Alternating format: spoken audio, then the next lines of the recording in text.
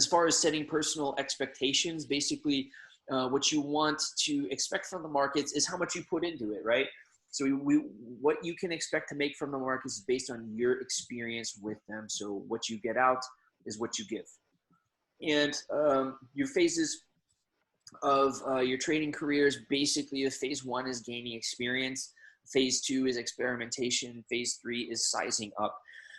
There's a lot of trading schools, they try to basically push you out of the nest and to get you to trade with real money as soon as possible. We don't really have, and there's reasons for that. A lot of them have deals with the brokers, so they get kickbacks off of the trades you make, whether or not you're successful or not. It's a rather dishonest practice, but it's how the system works. We don't have any such deals, nor would we, because that's not why we're in business, right? We care about you and making you successful. So we encourage you to trade with virtual trading as long as you want to, until you get comfortable with the actual process of trading. Because when you have real money on the line, it's a lot different than when you don't, obviously. But the emotional part of that is going to start taking over.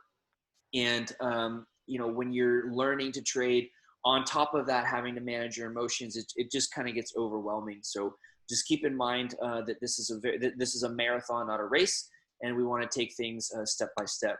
I've added this. I don't know if you recognize this graph, Chen, but there's something called the Dunning-Kruger effect. But basically, it's humorous, but for anybody who's traded, you realize that it's true. Like when you start in the beginning, this course is going to be like learning from a fire hose.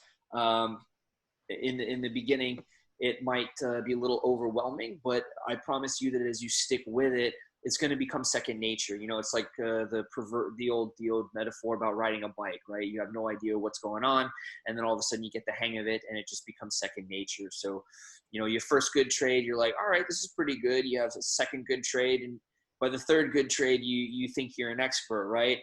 And then it's like, uh-oh, that's what a stop loss is. And it's like, uh-oh, this is harder than what I thought. And then, oh, no. And then all of a sudden, you realize that it's really, really a lot harder than you thought. But then as you slowly ramp up and start employing the things that we teach you, like risk management, it's still going to be hard. And then oftentimes there's a second dip. There's a little relapse here, maybe a third, maybe a fourth. But then, okay, I think I got this, but fuck, this is really hard. So there's no other way around that. It's just we're going to be here to mentor you through it, and that's just what you can expect. So nobody ever told you it was going to be a cakewalk.